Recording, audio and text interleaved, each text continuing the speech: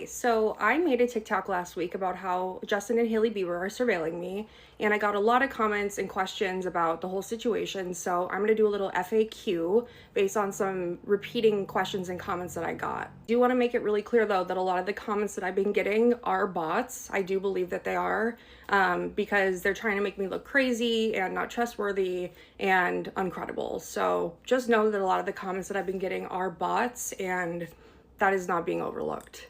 All right, question number one, why me? Why are they surveilling me, and why is it being live streamed at that?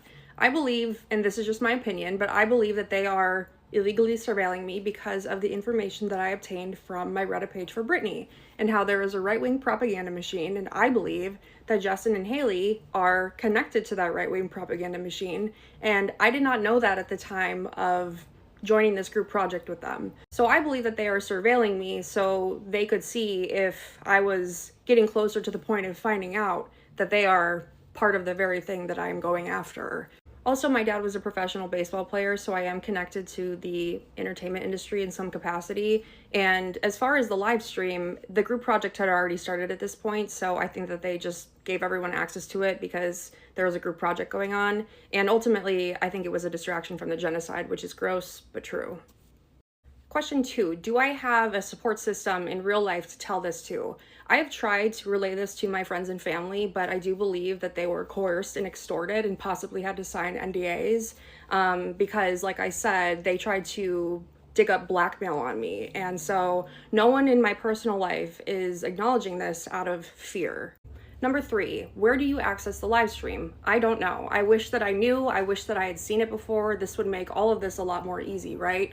But I have no idea how to access it, and I'm waiting on someone brave enough to come forward and post a screenshot because, yeah, I have not seen the live stream yet. That can lead me into question number four, which is how do I know that this is happening in the first place then? How do I know that I'm being illegally surveilled if I've never seen it before?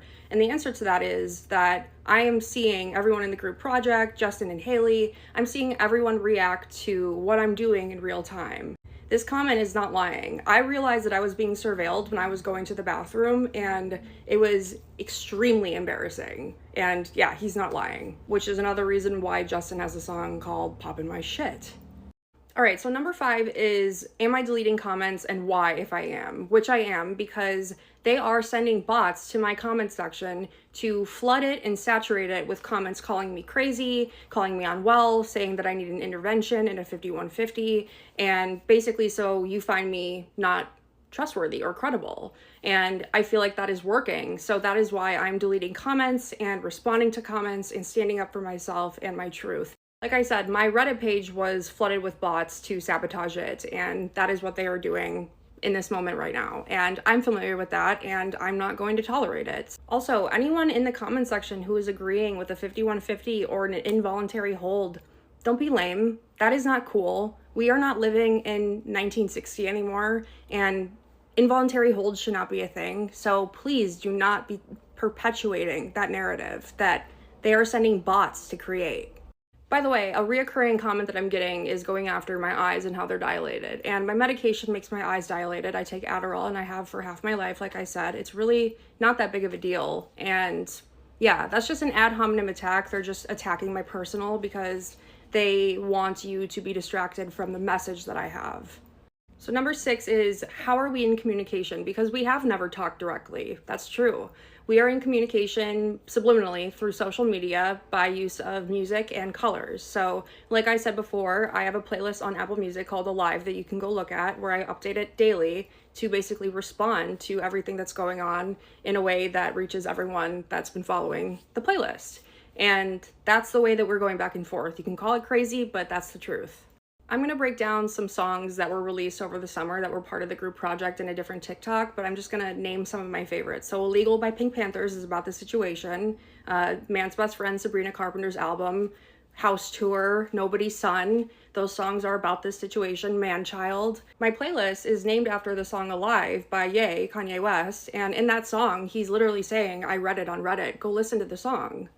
I'm going to make a whole TikTok on this, but I just wanted to name a few because I got a lot of people asking about the group project. And again, the group project was the best thing that's ever happened to me.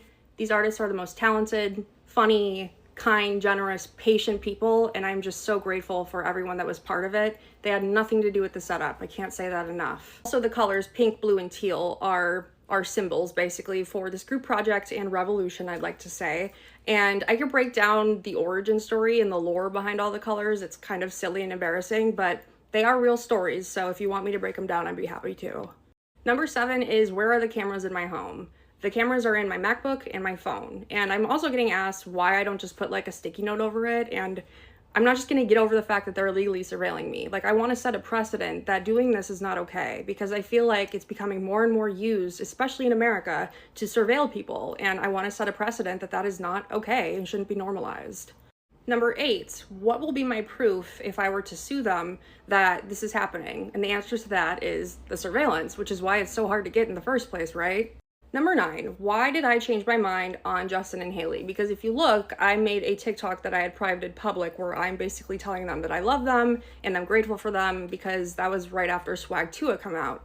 And at that time, I had not realized that they were deceiving me. So that is why that TikTok exists, but I did realize that they were deceiving me.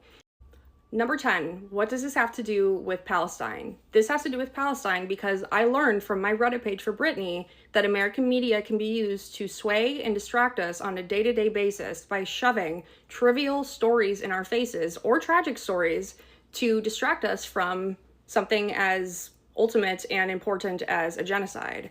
And I learned this because I watched in real time how Britney, trying to get a trial for her illegal conservatorship, that story was completely piled on top of by stories about her sister getting a book and other trivial stories about her personal life and her family. I watched it in real time happen, and I realized that that can be applied to basically anything if you really think about it. So what I think we need to do with that information is what I should have done in the moment when I realized what was going on with Britney and her trying to get a trial, and that is not get distracted any longer and do a media blackout. Because if we demand that this genocide stops and we refuse to get distracted by anything that they shove in our faces, I really think that that could do something.